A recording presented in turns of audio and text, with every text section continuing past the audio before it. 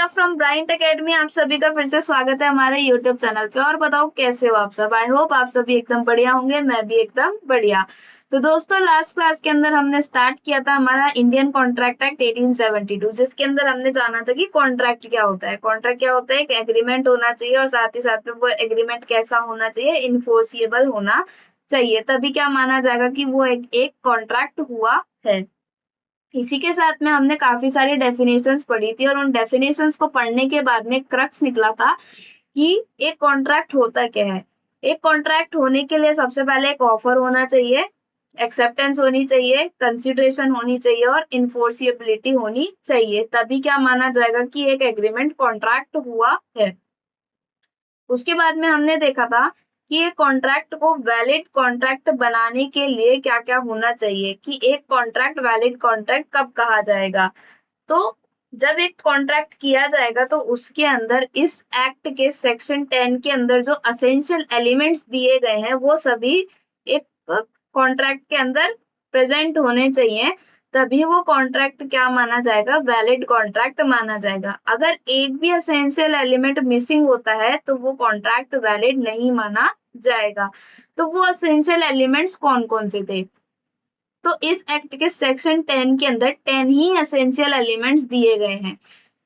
तो ये section learn करने के लिए इजी हो जाएगा कि एसेंशियल एलिमेंट्स कितने हैं, 10 कहाँ पे दिए गए हैं, सेक्शन 10 में दिए गए हैं। तो सबसे पहला एसेंशियल एलिमेंट क्या है, ऑफर। दूसरा acceptance, lawful consideration, lawful object, capacity to contract, free consent, intention to create legal obligation, possibility of performance, consensus ad idem, agreement not expressly declared to be void। ये सभी essential elements जब एक contract के अंदर present होंगे तभी ये contract valid contract माना जाएगा। तो यहाँ तक हम लास्ट क्लास में पढ़ चुके थे। अब हम स्टार्ट करने जा रहे हैं, ये जो एसेंशियल एलिमेंट्स दिए गए हैं इन्हें हम वन बाय वन करके डिटेल में समझेंगे। तो सबसे पहला एसेंशियल एलिमेंट हमें दिया गया है ऑफर। ऑफर क्या होता है, तो दोस्तों ऑफर क्या होता है, ऑफर की जो डेफिनेशन है वो दी गई है सेक्शन 2 क्लॉज ए के अंदर। तो ऑफर क्या होता है, ऑफर होता है जब एक पर्सन दूसरे पर्सन को अपनी इच्छा जताता है कुछ करने के लिए या फिर कुछ नहीं करने के लिए। इच्छा जताने के बाद में वो क्या चाहता है, उससे उसकी असेंट भी चाहता है, उससे उसकी मंजूरी भी लेना चाहता है, तभी क्या माना जाएगा कि एक ऑफर हुआ है। जैसे कि यहाँ पे हम एग्जांपल ले, हमारे पास में ये दो जने हैं, एक का नाम है मिस्टर ए, एक का नाम क्या है, मिस्टर ए, और ये जो दूसरा व्यक्ति है हमारे पास में इसका नाम है मिस्टर बी। अब यहाँ पे ये मिस्टर ए मिस्टर बी को अपनी इच्छा जता रहे हैं, अपनी विलिंगनेस जता रहे हैं कि मैं तुम्हें अपनी बाइक बेचना चाहता हूँ 50,000 रुपए में। यहाँ पे मिस्टर ए ने मिस्टर बी को अपनी इच्छा जताई कि मैं अपनी बाइक तुम्हें 50,000 रुपए में बेचना चाहता हूँ। अब ये इससे इसकी असेंट चाहते हैं कि इसको खरीदनी है कि नहीं खरीदनी है। तो यहाँ पे मिस्टर बी ने मिस्टर ए को अपनी असेंट दी कि ठीक है, मैं तुम्हारी बाइक 50,000 रुपए में खरीद लूंगा। तो ये जो पर्सन है जो अपनी इच्छा जता रहे हैं, जो ऑफर दे रहे हैं, उन्हें हम क्या बोलते हैं, ऑफरर बोलते हैं। और इन जनाब के और भी कई नाम हैं भाई, आपके भी नेम घर पे अलग, स्कूल में अलग, कोचिंग में अलग, ऐसे अलग अलग नाम होते हैं ना, तो वैसे इनके भी बहुत सारे नाम है। जैसे कि पहला है ऑफरर, दूसरा हम इन्हें बोल सकते हैं प्रपोजर, और तीसरा हम इन्हें नाम दे सकते हैं प्रोमिसर। ये इनके कुछ अलग अलग नाम हैं। ऐसे ही जिस पर्सन को ऑफर दिया गया है इन्हें हम क्या बोलते हैं, इनका नाम होता है ऑफरी। इन्हें हम बोलते हैं ऑफरी। इनका नाम एक और होता है एक्सेप्टर, एक्सेप्टर और प्रोमिसी, ये इनके नाम होते हैं। अब ए ने बी को ऑफर दिया कि मैं तुम्हें अपनी बाइक बेचना चाहता हूँ, बी ने अपनी acceptance they the.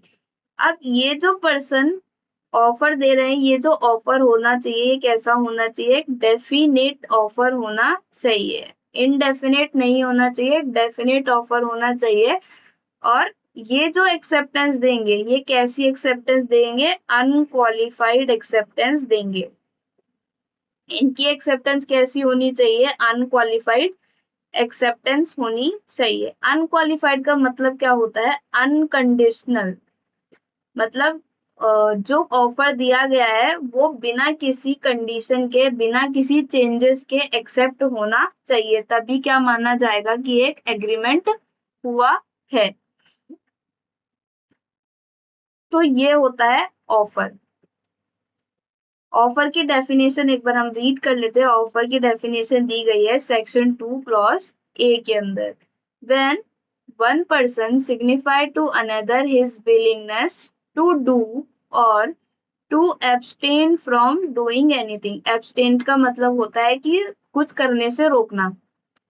To obtaining the assent of that other to such act or abstinence, he is said to make a proposal। तो क्या माना जाएगा कि एक प्रपोजल हुआ है।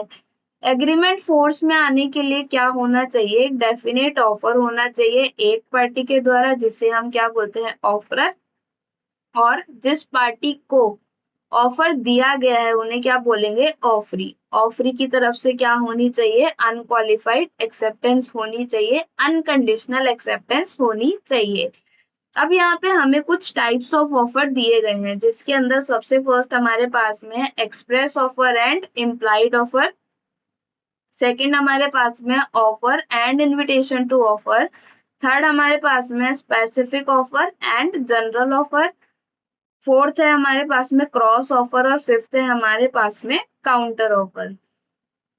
एक्सप्रेस ऑफर क्या होता है, एक एक्सप्रेस ऑफर होता है जो कि हम अपने वर्ड्स से या फिर अपने वर्ड्स को बोलकर या फिर लिखकर बता सकते हैं, तो उसे हम क्या बोलेंगे, एक्सप्रेस ऑफर बोलेंगे। जैसे कि हमने जो एग्जाम्पल लिया था, जिसमें हमारे पास में कौन था, मिस्टर ए थे। एक तो कौन थे, मिस्टर ए, और दूसरे थे मिस्टर बी। एक तो थे मिस्टर ए और एक थे मिस्टर बी। तो ए ने यहाँ पे अपनी इच्छा जताई थी कि मैं तुम्हें अपनी बाइक बेचना चाहता हूँ, 50,000 रुपए में खरीदोगे क्या। और बी ने एक्सेप्टेंस दे दी थी कि ठीक है मैं आपकी बाइक 50,000 रुपए में खरीद लूंगा। ठीक है, तो अब एक्सप्रेस ऑफर क्या हुआ कि ये जो बात इन्होंने बोली बाइक खरीदने होने वाली बी को, तो या तो ये इसे अपने वर्ड्स में बोल दे, या तो उनको सामने से बोल दे, या फिर इनको लिख के दे दे, लेटर में लिख के दे दे कि मैं तुम्हें अपनी बाइक बेचना चाहता हूँ। तो ये क्या माना जाएगा, इसे हम क्या बोलेंगे, इसे हम एक्सप्रेस ऑफर बोलेंगे। N express offer is an offer that is clearly and explicitly communicated by the offerer to the offeree through words। अब ये वर्ड्स हम बोल भी सकते हैं और लिख कर भी दे सकते हैं, कोई लेटर भी दे सकते हैं, तो हम क्या मानेंगे, इसे हम क्या बोलेंगे, एक्सप्रेस ऑफर हुआ है। नेक्स्ट बात करते हैं इम्प्लाइड ऑफर। इम्प्लाइड ऑफर क्या होता है, an implied offer is when someone does not say or write anything। कुछ भी लिखकर या बोलकर नहीं बताया जाता, लेकिन अपने एक्शन और बिहेवियर से ये शो किया जाता है कि ऑफर किया गया है। अपने एक्शन और बिहेवियर से ये शो किया जाता है कि एक ऑफर किया गया है। ये कैसे होता है, मान लो आप बस में ट्रेवल किए हो ना, तो जैसे मान लो आप हो, ये कौन है, मान लो ये चिंटू है, ये है चिंटू। ये बस स्टॉप पे खड़ा है, बस का वेट कर रहा है, इसको कहीं जाना है तो ये क्या कर रहा है, बस का वेट कर रहा है। अब बस स्टॉप पे ये बस है, मेरी ड्राइंग कुछ ज्यादा ही अच्छी है, तो ये है हमारी बस। ठीक है, ये बस स्टॉप पे बस का वेट कर रहा है। अब यहाँ पे जो बस का ड्राइवर है, इनने बस स्टॉप पे आके बस रोकी और इस बस के अंदर ये जो चिंटू है ये चढ़ गया। तो इसका मतलब ये क्या हुआ कि इसने अपने एक्शन से, जब अपने एक्शन से क्या करा, इसे एक्सेप्ट कर लिया। और ये जो बस ड्राइवर था, जैसे ही इसने बस स्टॉप पे अपनी बस रोकी, तो इसका मतलब क्या हुआ कि ये जो ड्राइवर है वो क्या कर रहा है, ऑफर दे रहा है। जब बस रुकी बस स्टॉप पे आके, तो इसका मतलब क्या है कि ड्राइवर ऑफर दे रहा है कि तुम्हें जाना है तो चढ़ जाओ, नहीं जाना तो खड़े रहो। जब चिंटू इस बस के अंदर चढ़ गया, चिंटू जाने के लिए इस बस के अंदर चढ़ गया, तो क्या माना जाएगा कि इसने ड्राइवर के ऑफर को एक्सेप्ट कर लिया। तो इसे हम क्या बोलेंगे कि इम्प्लाइड ऑफर किया गया है। बस वाले ने उसको ना तो कुछ बोला, ना तो उसको कुछ लिख कर दिया, बस उसने यहाँ पे लाके क्या करा था, बस रोक दी। तो वो अपने एक्शन से बता रहा है कि तुम्हें ये एक्सेप्ट बस में चढ़ने का ऑफर एक्सेप्टेंस करना है कि नहीं करना है। तो इसे हम क्या बोलेंगे, इम्प्लाइड ऑफर हुआ है, जो कि अपने एक्शन और बिहेवियर से पता चलता है कि ऑफर किया गया है।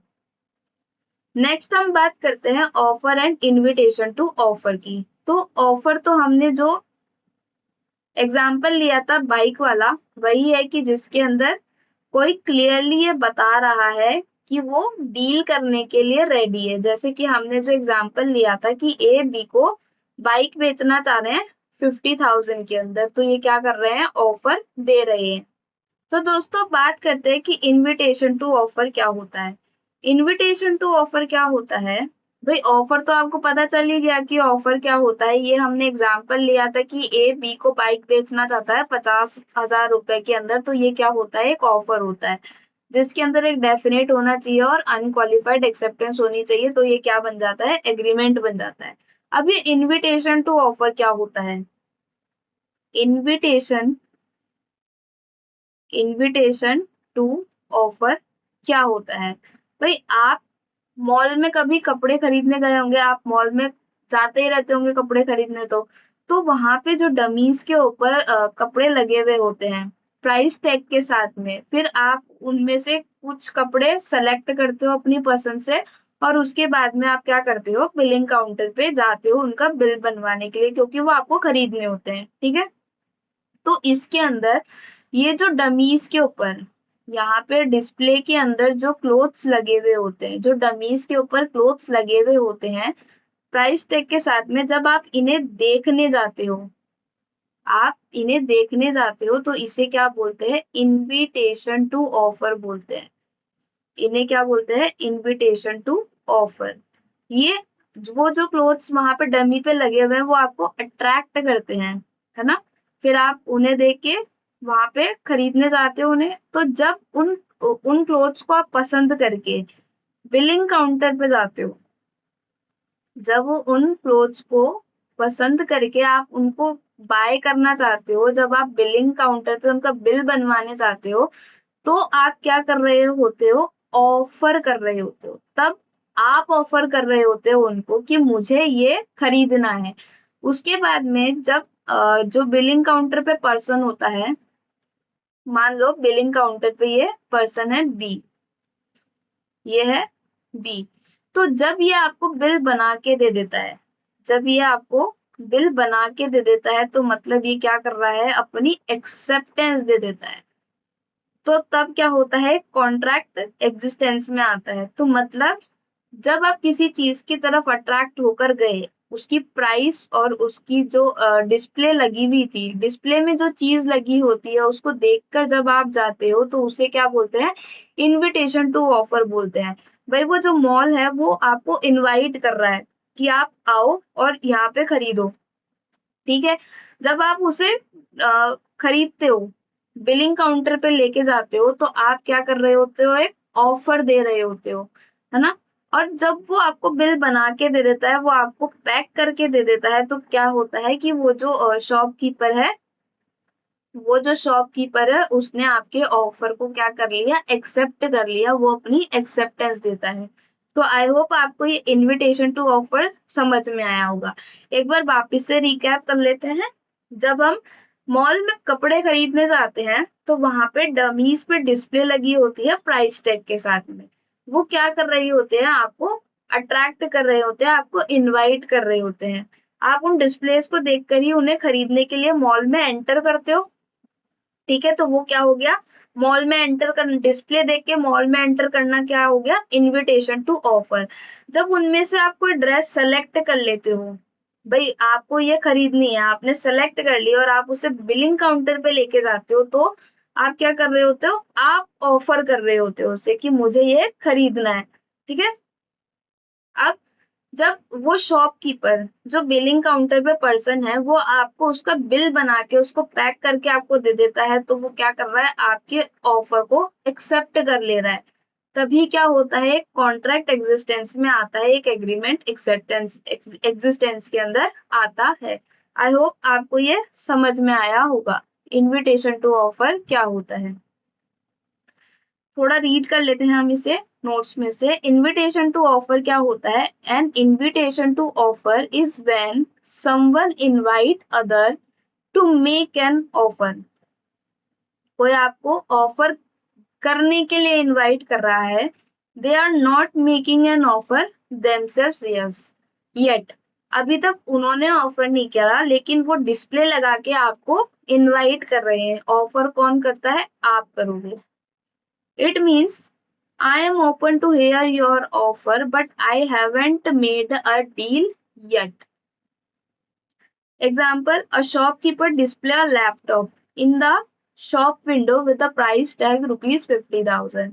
It is not an offer, it is an invitation to offer. If you walk in and say, I want to buy it, आपने अगर वहां जाके बोला कि मैं इसे खरीदना चाहता हूं, तो ये क्या होगा, आप उसे ऑफर दे रहे हो कि मैं इसे खरीदना चाहता हूँ। The shopkeeper can then accept और रिजेक्ट योर ऑफर। तो शॉपकीपर या तो एक्सेप्ट कर लेगा आपके ऑफर को या फिर रिजेक्ट कर देगा। आई होप आपको ये इनविटेशन टू ऑफर समझ में आया होगा। ऑफर और इनविटेशन टू ऑफर दोनों अलग अलग चीजें होती है। आई होप आपको डिफरेंस भी यहाँ पर क्लियर हो गया होगा। नेक्स्ट हम बात करते हैं स्पेसिफिक ऑफर और जनरल ऑफर की। स्पेसिफिक ऑफर क्या होता है, स्पेसिफिक ऑफर होता है जो कि एक पर्टिकुलर पर्सन या फिर एक पर्टिकुलर ग्रुप को किया जाता है, उसे हम क्या बोलते हैं, स्पेसिफिक ऑफर बोलते हैं। जैसे कि मान लो यहाँ पे ये तीन दोस्त है, ए, बी और सी। ये यहाँ पे तीन दोस्त है, लेकिन ए ने ऑफर किसको दिया, ए ने बी को ऑफर दिया कि मैं तुम्हें अपनी बाइक 30,000 रुपए में बेचना चाहता हूँ। लेकिन ए ने जब बी को ऑफर दिया, मतलब किसी एक पर्टिकुलर पर्सन को दिया, ठीक है, पर्टिकुलर पर्सन को दिया, तो यही पर्सन इस ऑफर को एक्सेप्ट करना होना चाहिए। अगर ये एक्सेप्ट नहीं करता है, तो बी ने क्या करा, ए के ऑफर को एक्सेप्ट नहीं करा कि मैं तुम्हारी बाइक 30,000 रुपए में नहीं खरीदना चाहता, उसने रिजेक्ट कर दिया। और सी बोलता है ए को कि मैं तुम्हारी बाइक 30,000 रुपए में खरीद लूंगा। तो ये क्या होता है, एक स्पेसिफिक ऑफर होता है जिसके अंदर सी की एक्सेप्टेंस काउंट नहीं होगी, क्योंकि ये क्या है, एक स्पेसिफिक ऑफर है। ये स्पेसिफिक ऑफर किसे किया गया है, बी को किया गया है, तो बी ही इसे एक्सेप्ट करेगा। एक पर्टिकुलर पर्सन या फिर एक पर्टिकुलर ग्रुप को ये ऑफर किया गया है। अगर सी इस ऑफर को एक्सेप्ट करता है, तो ये जो ऑफर है ये वैलिड ऑफर नहीं माना जाएगा। यहाँ पे ये जो सी की एक्सेप्टेंस है वो काउंट नहीं होगी, क्योंकि ये किसे किया गया है, ये बी को किया गया है, एक पर्टिकुलर पर्सन को किया गया है। इसे हम क्या बोलते हैं, स्पेसिफिक ऑफर बोलते हैं। नेक्स्ट हम बात करते हैं जनरल ऑफर क्या होता है। General offer, a general offer is made to everyone. ये सबके लिए ओपन होता है, और the public at large. Anyone who fulfill the condition can accept it. कोई भी जो कंडीशन रखी गई है उस ऑफर के अंदर, अगर उसे पूरी कर देता है, तो वो क्या माना जाएगा कि ऑफर किया गया है।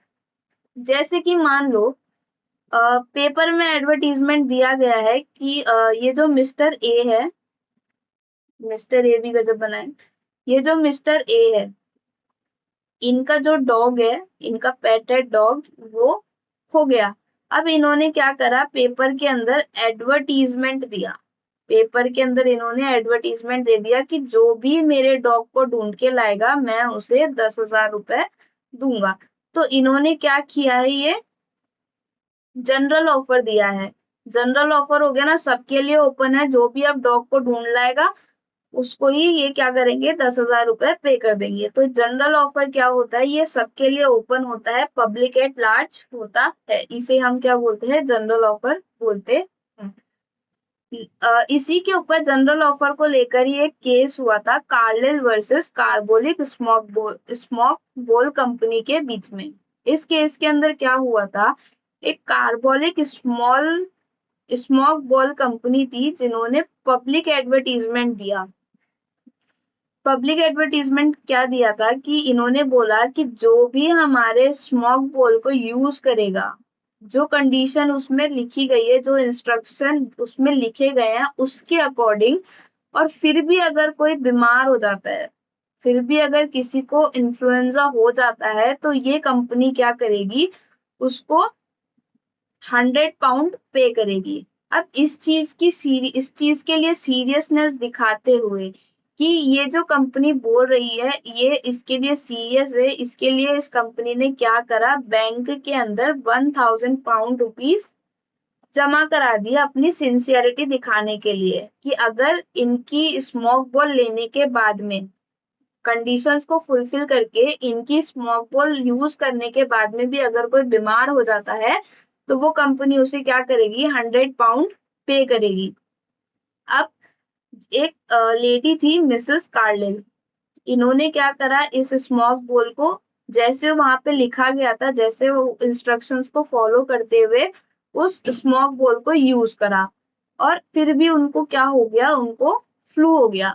अब उस केस में क्या हुआ, उन्होंने ये जो 100 पाउंड कंपनी ने देने का वादा किया था, ऑफर दिया था, वो उन्होंने वहां पे क्लेम किया और कंपनी ने उन्हें पे करने से ही मना कर दिया, ये बोलते हुए कि उन्होंने कोई कॉन्ट्रैक्ट उनसे नहीं किया, कोई पर्सनली उनसे बात करके, मिसेस कार्लिल से पर्सनली बात करके कोई कॉन्ट्रैक्ट नहीं किया, ये बस एक एडवर्टीजमेंट था। अब जब कंपनी ने उन्हें ये रिवॉर्ड देने से मना कर दिया, तो ये केस कहाँ चला गया, कोर्ट में चला गया, और वहां पे ये क्वेश्चन अराइज हुआ कि क्या एडवर्टीजमेंट को हम वैलिड ऑफर मानेंगे, क्या एक एडवर्टीजमेंट के थ्रू एक कॉन्ट्रैक्ट एग्जिस्टेंस में आ सकता है क्या। तो यहाँ पे जजमेंट यही आया कोर्ट का कि हाँ, एक एडवर्टीजमेंट को वैलिड ऑफर माना जाएगा। और इसका जो डिसीजन था वो किसके फेवर में आया, मिसेस कार्लिल के फेवर में आया था। किस प्रिंसिपल के बेसिस पे, कि भाई एडवर्टीजमेंट देके तुमने बोला कि अगर कोई हमारे स्मोक बॉल को एज पर कंडीशन यूज करता है और फिर भी वो बीमार हो जाता है, तो हम उसे 100 पाउंड देंगे। और तुम जब कोई बीमार हो गया तो तुम उसको वो रिवॉर्ड नहीं दे रहे हो। तो जब तुमने ये जो ऑफर दिया था एडवर्टीजमेंट करके, ये जनरल ऑफर था, और ये ऑफर कैसा माना जाता है, वैलिड माना जाता है। मिसेस कार्लिन ने सारी कंडीशंस फुलफिल करी थी, एक कॉन्ट्रैक्ट बाइंडिंग हो गया था, कॉन्ट्रैक्ट बाइंडिंग में आ गया था, और तुमने अपनी सिंसियरिटी दिखाने के लिए, भाई तुम इस बात पे श्योर हो, तुम इस बात को लेके सिंसियर हो, इसके लिए तुमने अपने बैंक के अंदर 1,000 पाउंड जमा भी कराए थे। तो यहाँ पे एक्सेप्टेंस के लिए कोई डायरेक्ट कम्युनिकेशन की नीड नहीं है, क्योंकि यहाँ पे क्या है, काफी है, परफॉर्मेंस ही काफी है। क्योंकि तुमने यही तो कहा था कि अगर कंडीशन के हिसाब से स्मोक बॉल यूज कर रहे हैं, फिर भी अगर बीमार हो जा रहे हैं तो हम तुम्हें रिवॉर्ड पे करेंगे। अब कंडीशन के हिसाब से तुम्हारा स्मोक बॉल यूज करने के बाद में भी अगर कोई बीमार हो जा रहा है तो तुम्हें ये रिवॉर्ड पे करना पड़ेगा। तो यहाँ पे जो फेवर आया, ये जो केस है हुआ था, ये किसके फेवर में आया था? ये मिसेस कार्लिल के फेवर में आया था और कंपनी को मिसेस कार्लिल को 100 पाउंड पे करने पड़े थे। नेक्स्ट बात करते हैं हम क्रॉस ऑफर की। क्रॉस ऑफर क्या होता है? A cross offer happen when two people make the same offer to each other at the same time without knowing about the other's offer. No contract is formed because neither side accepted the other offer. यहाँ पे एक example लिया गया है, A है और एक B है। A ने B को लेटर लिखा, A ने B को लेटर लिखा कि मैं तुम्हें अपनी बाइक 20,000 रुपए में बेचना चाहता हूँ। अब यहाँ पर बी को इस लेटर की नॉलेज नहीं थी, बी को इस लेटर की नॉलेज नहीं थी और ए और बी दोनों दोस्त थे, तो बी ने यहाँ पे ए को लेटर लिख दिया कि मैं तुम्हारी बाइक 20,000 रुपए में खरीदना चाहता हूँ। तो यहाँ पे इन दोनों को ही इनके ऑफर के बारे में पता नहीं था, किसी ने भी इसे एक्सेप्टेंस नहीं दी, तो इसे ही हम क्या बोलते हैं? क्रॉस ऑफर बोलते हैं। जहां पे दो लोग सेम ऑफर कर रहे होते हैं बिना एक दूसरे के ऑफर को जाने बिना। भाई बी को ये नहीं पता कि ए ने बी को बाइक बेचने के लिए लेटर भेजा है और ए को ये नहीं पता कि बी ने सेम बाइक खरीदने के लिए लेटर भेजा है, तो इसे हम क्या बोलते हैं? क्रॉस ऑफर बोलते हैं। On 1st August, A write a letter to B. I want to sell my bike to you for rupees 20,000. उसी दिन सेम डे बिना ए के लेटर के बारे में जाने बी ने क्या करा? बी ने ए को लेटर लिख दिया कि मैं तुम्हारी बाइक 20,000 रुपए में खरीदना चाहता हूँ। तो इसे ही हम क्या बोलेंगे? ये जो मेल क्रॉस हुआ है, ये जो लेटर क्रॉस हुए हैं दोनों पार्टीज के बीच में, इसे ही हम क्या बोलते हैं? क्रॉस ऑफर बोलते हैं। जहाँ पे दोनों ही पार्टी को एक दूसरे के ऑफर के बारे में पता नहीं होता है। क्रॉस ऑफर के केस के अंदर कोई भी कॉन्ट्रैक्ट फॉर्म नहीं होता है। क्यों नहीं होता है? क्योंकि यहाँ पे किसी ने भी एक्सेप्टेंस दी ही नहीं है, किसी ने भी एक्सेप्टेंस नहीं दी, तो यहाँ पे कॉन्ट्रैक्ट होता भी नहीं है। Because no one accepted the others offer, they both only made offer. सिर्फ ऑफर ही किया गया है, ऑफर के साथ में एक्सेप्टेंस तो हुई नहीं है। तो इस ऐसे ऑफर को हम क्या बोलते हैं? क्रॉस ऑफर बोलते हैं। नेक्स्ट हम बात करते हैं काउंटर ऑफर। काउंटर ऑफर क्या होता है? Counter offer is a response to an original offer. Counter offer is in response to an original offer in which the terms of the original offer are rejected and new terms are proposed. It constitutes a rejection of the original offer. Original offer reject हो जाता है and put a new offer on the table. जैसे कि हम example लें, ये है mister A और ये है मिस्टर बी। ए क्या बोल रहा है कि ए बी को बोल रहा है कि I want to sell my car for ₹5 lakh.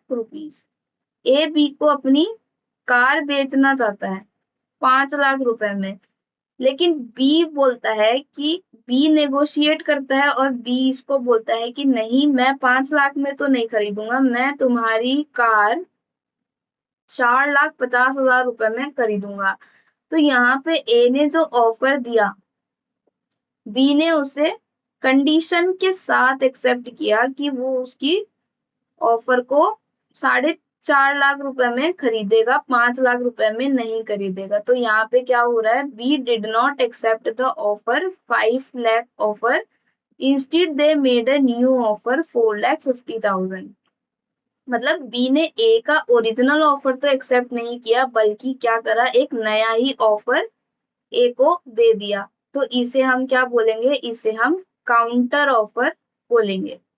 जहां पे ओरिजिनल ऑफर जो है, जहां पे ओरिजिनल ऑफर खत्म हो जाता है और एक नया ऑफर एग्जिस्टेंस में आ जाता है। भाई ए ने बी को बोला कि 5 लाख रुपए में कार बेचेगा, लेकिन बी ने क्या बोला कि नहीं मैं 5 लाख में नहीं खरीदूंगा, 4.5 लाख रुपए में खरीदूंगा। तो इस केस में क्या हुआ कि जो ए का ओरिजिनल ऑफर था ये तो रिजेक्ट हो गया और एक नया ऑफर एग्जिस्टेंस में आ गया। तो ऐसे ऑफर को हम क्या बोलते हैं? काउंटर ऑफर बोलते हैं। अब हमें यहाँ पे ऑफर से रिलेटेड कुछ रूल्स दिए गए हैं, legal rules regarding offer. Offer से रिलेटेड हमें कुछ रूल्स दिए गए हैं, जैसे कि ऑफर मस्ट बी एक्सप्रेस्ड और इम्प्लाइड। ऑफर कैसा होना चाहिए? एक्सप्रेस्ड होना चाहिए या फिर इम्प्लाइड होना चाहिए। ऑफर स्पेसिफिक भी हो सकता है और जनरल भी हो सकता है। Offer must give rise to legal obligation. भाई कोई ना कोई लीगल ऑब्लिगेशन होनी चाहिए। साथ ही साथ में जो ऑफर के टर्म्स हैं वो डेफिनेट और सर्टेन होने चाहिए। मतलब कुछ भी यहाँ पे वेग नहीं होना चाहिए, जो भी बात बोली जा रही है वो सर्टेन होनी चाहिए, उसमें कुछ भी ऐसे हवा हवाई बात नहीं होनी चाहिए। Offer must be distinguished from an invitation to offer. हमने देखा कि ऑफर अलग होता है और इन्विटेशन टू ऑफर अलग होता है। तो ऑफर कैसा होना चाहिए? इन्विटेशन टू ऑफर से अलग होना चाहिए। Offer must be communicated. Offer communicated होना चाहिए। Offer communication of special terms. अगर ऑफर के अंदर कोई स्पेशल टर्म्स है तो वो भी कम्युनिकेट होनी चाहिए। Offer must be with the view to obtaining the consent of the other party. जब भी ऑफर किया जाएगा तो उसमें दूसरे पार्टी की कंसेंट लेनी होगी, कुछ करने के लिए भी और कुछ नहीं करने के लिए भी। Offer should not impose an unnecessary obligation to communicate non acceptance. Offer to make an offer offer to make an offer is not an. तो ऑफर से रिलेटेड हमें यहाँ पे कुछ लीगल रूल्स दिए गए हैं। अब बात करते हैं नेक्स्ट एसेंशियल एलिमेंट की, एक्सेप्टेंस। एक्सेप्टेंस क्या होती है? एक्सेप्टेंस की डेफिनेशन दी गई है सेक्शन 2 क्लॉज बी के अंदर। एक्सेप्टेंस का मतलब क्या होता है? When the person to whom the proposal is made, जिसे प्रपोजल किया गया है, मतलब जिसे ऑफर दिया गया है, वो पर्सन अपनी क्या देगा? असेंट देगा। तो वही क्या मानी जाती है? एक्सेप्टेंस मानी जाती है। The proposal is said to be accepted. जब जिस पर्सन को ऑफर दिया गया है, जैसे कि ए ने बी को ऑफर दिया था और बी ने उस पर अपनी असेंट दे दी थी, तो क्या माना जाएगा कि वो जो ऑफर दिया गया है वो एक्सेप्ट हो गया है। और वो एक्सेप्ट होने के बाद में क्या बन गया? एक प्रॉमिस बन गया है, मतलब एक एग्रीमेंट बन गया है। Essentials of a valid acceptance. एक एक्सेप्टेंस, वैलिड एक्सेप्टेंस कब मानी जाएगी? भाई जो एक्सेप्टेंस दी जा रही है वो एब्सोल्यूट होनी चाहिए, अनक्वालिफाइड होनी चाहिए, मतलब अनकंडीशनल होनी चाहिए, इसमें कोई भी कंडीशन नहीं होनी चाहिए और साफ तरीके से बोली गई होनी चाहिए कि हाँ मैं इसे एक्सेप्ट करता हूँ, इस तरीके से एब्सोल्यूट होनी चाहिए। Acceptance must be communicated. Acceptance बोलकर दी जानी चाहिए। ऐसा नहीं कि आप कुछ भी अज्यूम कर लो कि आपने ऑफर किया और बी ने कोई रिस्पॉन्स नहीं दिया। ए ने ऑफर दिया बी को कि मैं तुम्हें अपनी बाइक बेचना चाहता हूँ 20,000 रुपए में, और बी ने यहाँ पे कोई रेस्पॉन्स ही नहीं दिया, कोई रेस्पॉन्स नहीं दिया, वो चुपचाप खड़ा है, साइलेंट खड़ा है, तो उसकी साइलेंस को आप एक्सेप्टेंस नहीं मानोगे। एक्सेप्टेंस तभी मानोगे जब वो बोल देगा, आपको कम्युनिकेट कर देगा, तभी क्या मानी जाएगी? एक्सेप्टेंस मानी जाएगी। Acceptance must be in a prescribed और रीजनेबल मोड। भाई अगर आपने वहां पे कोई कंडीशन लगाई है कि आपकी जो एक्सेप्टेंस है वो राइटिंग में ही होनी चाहिए, या फिर आपकी जो एक्सेप्टेंस है वो मेल पर ही आनी चाहिए, आपकी जो एक्सेप्टेंस आप खुद जाकर ही दोगे। यहाँ पे ए ने कंडीशन लगा दी कि आपकी एक्सेप्टेंस तभी एक्सेप्टेंस मानी जाएगी जब आप मेरे ऑफिस में आके हाँ एक्सेप्ट करके जाओगे। तो ये जो एक्सेप्टेंस है वो प्रिस्क्राइब्ड होनी चाहिए या फिर रीजनेबल मोड में होनी चाहिए। Acceptance must be given with a reasonable time, acceptance reasonable time में होनी चाहिए and before the offer lapses. भाई एक्सेप्टेंस जो देनी होगी वो एक रीजनेबल टाइम में देनी होगी, और या फिर ऑफर खत्म होने से पहले देनी पड़ेगी। जैसे कोई अगर जनरल ऑफर है तो उस केस के अंदर जो रिवॉर्ड है वो तभी मिलेगा जब उस टाइम पीरियड के अंदर ही आपने उसको आपने उसे एक्सेप्ट किया हो, और रीजनेबल टाइम में होना चाहिए, मतलब ज्यादा लंबा टाइम आपको एक्सेप्टेंस में नहीं लगाना है। Acceptance can not be preceded an offer, जो एक्सेप्टेंस है वो ऑफर को प्रीसीड नहीं करेगा। Acceptance must be given only by the person to whom the offer is made, जिसे ऑफर दिया गया है एक्सेप्टेंस वही पर्सन देगा। Rejected offer can be accepted only on renewal, rejected offer तभी एक्सेप्ट किया जाएगा जब वो रिन्यू होकर वापस आएगा, वरना रिजेक्टेड ऑफर पे एक्सेप्टेंस देने का मतलब नहीं है। वो कब एक्सेप्ट किया जाएगा, जब वो ऑफर दोबारा से रिन्यू होएगा तभी।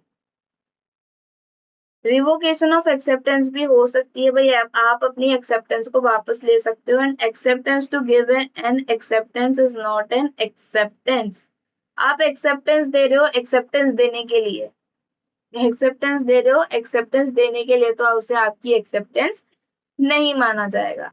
हाँ, तो इसे हम ऐसा समझेंगे कि वैलिड एक्सेप्टेंस क्या होती है। भाई ये था हमारा ए, मिस्टर ए, और ये है हमारे मिस्टर बी। तो ए ने बी को ऑफर दिया था कि मैं तुम्हें अपनी बाइक 20,000 रुपए में बेचना चाहता हूँ। तो अब ये जो ऑफर किया गया है बी को, तो बी को इसे बिना किसी कंडीशन के अनक्वालिफाइड वे में एक्सेप्ट करना है, बिना कोई एक्स्ट्रा कंडीशन लगाए बी को इसे एक्सेप्ट करना होगा। मतलब इसमें कोई भी चेंजेस नहीं करने, जैसे ए ने ऑफर दिया वैसा का वैसा उसे एक्सेप्ट कर लेना है। एब्सोल्यूट होनी चाहिए कि भाई हवाबाजी में नहीं, मतलब कुछ इधर उधर की बात करके नहीं एक्सेप्टेंस देनी है। यहाँ पे इसको सीधे सीधे से बोलना है कि हाँ ठीक है, तुम अपनी बाइक 20,000 रुपए में बेचना चाहते हो तो मैं तुम्हारी बाइक 20,000 रुपए में खरीदना चाहता हूँ। इस तरीके से इसकी जो एक्सेप्टेंस है वो एब्सोल्यूट होनी चाहिए। नेक्स्ट हमारे पास में आता है कि एक्सेप्टेंस जो है वो कम्युनिकेटेड होनी चाहिए। ए ने बी को ऑफर दिया, अब बी ने यहाँ पे कोई रेस्पॉन्स ही नहीं दिया, बी ने ए को कोई रेस्पॉन्स ही नहीं दिया, चुपचाप पड़ा हुआ है।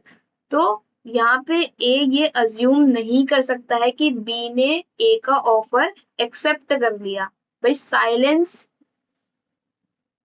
साइलेंस को आप एक्सेप्टेंस नहीं मान सकते हो, साइलेंस को आप एक्सेप्टेंस नहीं मान सकते हो।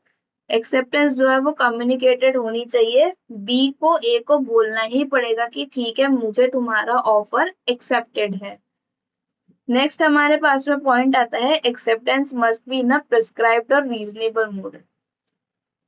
एक्सेप्टेंस जो है वो प्रिस्क्राइब्ड और रीजनेबल मोड में होनी चाहिए।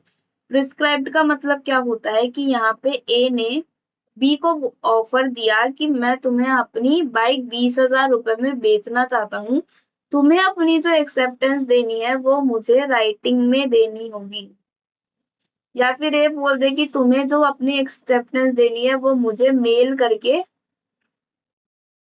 देनी होगी। तो जो मोड यहाँ पे ए बता रहा है कि मुझे एक्सेप्टेंस इसी तरीके से मिलनी चाहिए, प्रिस्क्राइब कर दिया उसने, बता दिया कि उसे एक्सेप्टेंस किस तरीके से चाहिए। अगर बी इस तरीके से एक्सेप्टेंस नहीं देता है तो वो वैलिड एक्सेप्टेंस नहीं मानी जाएगी, और अगर बी इसके बताए हुए तरीके से एक्सेप्टेंस देता है, मेल के थ्रू ही एक्सेप्टेंस देता है, तो वो एक्सेप्टेंस वैलिड एक्सेप्टेंस मानी जाएगी। रीजनेबल मोड का मतलब यहाँ पे क्या है, रीजनेबल मोड में होनी चाहिए। मान लो कि ये जो ए है इसे सिर्फ हिंदी और इंग्लिश ही आती है, अब बी ने जो अपनी एक्सेप्टेंस दे दी वो किस में दे दी, उर्दू में दे दी। अब उर्दू ए को समझ में ही नहीं आती है, तो ये जो एक्सेप्टेंस दे रहा है वो रीजनेबल मोड में होनी चाहिए। Acceptance must be given within a reasonable time and before the offer lapses. जो acceptance दे रहे हो वो reasonable time में होनी चाहिए। Acceptance जो दे रहे हो वो reasonable time में होनी चाहिए या फिर ऑफर खत्म होने से पहले होनी चाहिए। ए ने ये जो ऑफर दिया था बी को, ये कब दिया था? 1 अप्रैल 2025 को दिया था। 1 अप्रैल 2025 को दिया और इसने बोला कि ये जो ऑफर है ये वैलिड है कब तक? 30 जून 2025 तक ही वैलिड है। तो अब बी को जो एक्सेप्टेंस देनी है वो या तो ये टाइम पीरियड खत्म होने से पहले देनी है या फिर किसी और के एक्सेप्ट करने से पहले देनी है। मतलब इस टाइम पीरियड के बीच में देनी है, रीजनेबल टाइम के अंदर देनी है या फिर ये जो ऑफर खत्म होने वाला है इससे पहले देनी है। ऑफर खत्म होने से पहले या फिर रीजनेबल टाइम के अंदर देनी है एक्सेप्टेंस, तभी वो एक्सेप्टेंस क्या मानी जाएगी? वैलिड एक्सेप्टेंस मानी जाएगी। यदि स्पेसिफिक ऑफर है तो उसके अंदर वो एक्सेप्टेंस वो स्पेसिफिक पर्सन ही दे रहा होना चाहिए। किसी एक पर्टिकुलर पर्सन को अगर ऑफर दिया गया है तो वो पर्टिकुलर पर्सन ही उसकी एक्सेप्टेंस दे रहा होना चाहिए। आप जो एक्सेप्टेंस दे रहे हो, मतलब यहाँ पे जो बी को एक्सेप्टेंस देनी है दी है, बी ने जो ए को एक्सेप्टेंस दी है वो उसे रिवोक भी कर सकता है, वो उसे वापस भी ले सकता है। तो एक एक्सेप्टेंस को वैलिड एक्सेप्टेंस होने के लिए यहाँ पे कुछ रूल्स दिए गए हैं, कुछ असेंशियल एलिमेंट्स दिए गए हैं जो कि एक एक्सेप्टेंस को वैलिड एक्सेप्टेंस बनाते हैं। तो दोस्तों आज के लिए इतना ही, बाकी का हम नेक्स्ट क्लास के अंदर कवर करेंगे। Thank you so much. I hope आपको ये कॉन्सेप्ट समझ में आ रहे होंगे। अपने दोस्तों के साथ में शेयर कर दीजिए, चैनल को लाइक कर दीजिए, सब्सक्राइब कर लीजिए, बेल आइकन को हिट कर लीजिए जिससे कि आपके जो भी क्लासेस आने वाली है या फिर जो भी इंफॉर्मेशन आने वाली है वो आप तक पहुंच सके। तो थैंक यू सो मच, मिलते हैं नेक्स्ट क्लास के अंदर। Bye bye, take care.